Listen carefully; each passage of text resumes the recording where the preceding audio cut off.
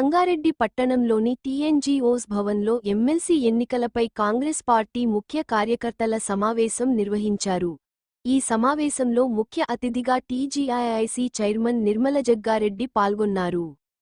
ఈ సందర్భంగా నిర్మల జగ్గారెడ్డి మాట్లాడుతూ కాంగ్రెస్ ప్రభుత్వ సంక్షేమ పథకాలను వివరిస్తూ కాంగ్రెస్ పట్టభద్రుల అభ్యర్థి అల్ఫోర్స్ నరేందర్ రెడ్డికి మొదటి ప్రాధాన్యత ఓటు వేసి గెలిపించాలని అన్నారు. ఈ సమావేశంలో సీడీసీ చైర్మన్ రామ్రెడ్డి, ఆత్మ కమిటీ చైర్మన్ ప్రభు, టీపీసీసీ కార్యదర్శి ఆంజనేయులు నాయకులు బొంగుల రవి, కూన సంతోష్, హాఫిజ్ షేక్ షఫీ మరియు మాజీ కౌన్సిలర్లు మహిళా నాయకులు కాంగ్రెస్ నాయకులు కార్యకర్తలు పాల్గొన్నారు.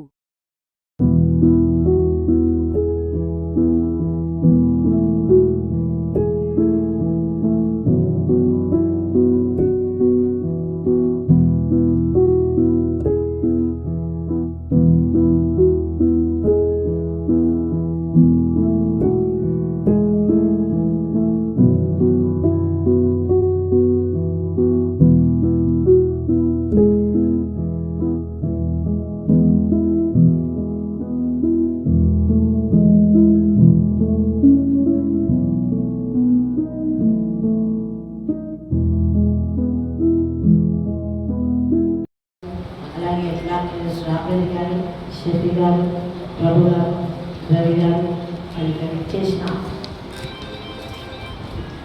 వాటి ఇన్ఛార్జ్,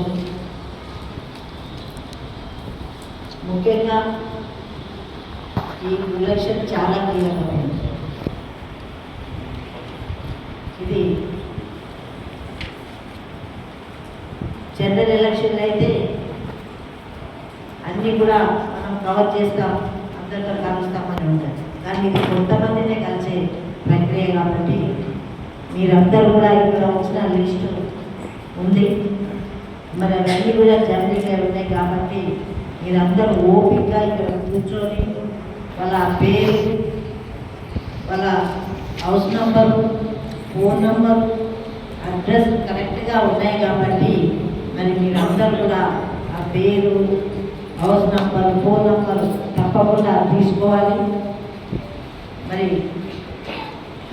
ఇంతకుముందు అందరూ చెప్పినట్టు క్యాండిడేటే రావాలి, లేకపోతే జగ్గారెడ్డే రావాలి, వస్తేనే మేము పని చేయిస్తాము అనేది పెట్టుకోకండి.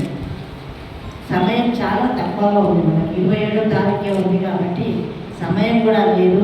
ఆ లిస్టు కూడా కరెక్ట్గా వస్తే కొంచెం ఫాస్ట్గా అవుతుంది. ఆ లిస్టు కూడా మరి కింద మీద ఉన్నాయి కాబట్టి మీరందరూ కూడా కష్టపడాల్సిందే. వచ్చే ఎలక్షన్ ఇది ఉపయోగపడుతుంది. ఎందుకంటే ఎడ్యుకేషన్ చేసిన వాళ్ళు కాబట్టి ఇప్పుడు మన గవర్నమెంట్ ఉన్నది, మనం చేస్తాము అని భరోసా ఇవ్వాలి. ముఖ్యంగా ఎడ్యుకేషన్ చేసిన వాళ్ళకి ఏముంటుంది, ఉద్యోగాలు కావాలని ఉంది. ఈ పథకాల గురించి అంత ఆలోచన చేయము, ఉద్యోగాలను ఉపాధి కలిగించాలి అనే ఆలోచన ఎక్కువ ఉంటుంది. అది కూడా మనం చెప్పవచ్చు. గవర్నమెంట్ వచ్చిన తర్వాత మరి 55,000 ఉద్యోగాలు ఇచ్చింది. టీచర్స్ అయ్యారు,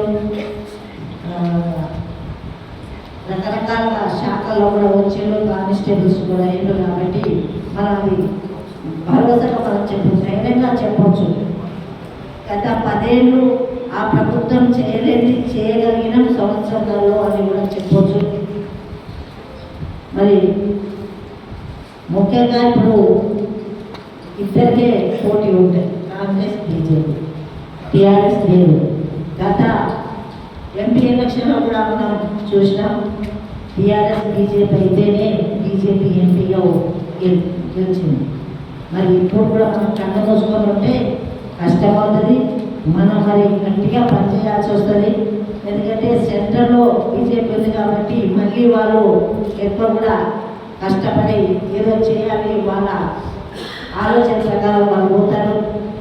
మనం కూడా ఇద్దరిని తట్టుకునే విధంగా ఇక్కడ టీఆర్ఎస్, ఇక్కడ బీజేపీ తట్టుకొని మన కాంగ్రెస్ వైపే మొగ్గు చూపించే విధంగా మీరందరూ కూడా మరి ఏమి వాళ్ళు అంటున్నారనే విషయం కూడా మన ఉన్న టౌన్ ఇన్ఛార్జ్ చెప్పేటట్టు ఓటర్స్ అభిప్రాయం కొందరు చెప్తారు, ముందే చెప్తారు.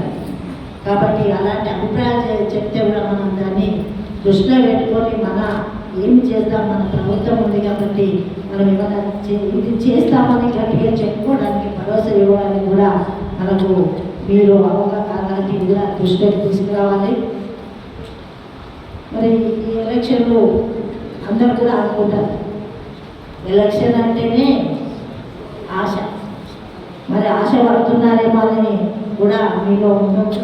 అడుగుతాం మిమ్మల్ని, అది అందంగా ఉండడానికి ప్రభుత్వంతో మేము ఏ పనైనా చేయిస్తామని చెప్పాలి, కానీ ఇది ఆశ పెట్టదు. అదేదో ఇస్తున్నారు, అది ఇస్తున్నారని మీకు అపోహలో కూడా మనల్ని భయపెట్టించే విధంగా కూడా ఇట్లా మైండ్ ఏం కూడా ఆడతారు. అలాంటి వారికి మనము ఏం కూడా తావియదు. ఏదో చెప్తున్నారు అయ్యా అయిపోయింది అని కాదు. మనమేం చేస్తున్నామో, మన కృషి ఏంది, మన సత్తా ఏంది అనేది చూపెట్టే విధంగా మీరందరూ తయారు కావాలి. మరి తప్పకుండా ఓటర్ లిస్టును తీసుకొని ప్రతి ఇంటికి, ఓటు ఉన్న ఇంటికి తప్పకుండా వెళ్ళాల్సిందే. టైం లేదు, జాగ్రత్తగా మరి మీరందరూ కూడా ఈ ఓటు వేయించే వరకు కూడా బాధ్యత తీసుకొని మరి ముందుకెళ్ళాలని కోరుకుంటూ మరి నేను సెలవు తీసుకుంటున్నాను.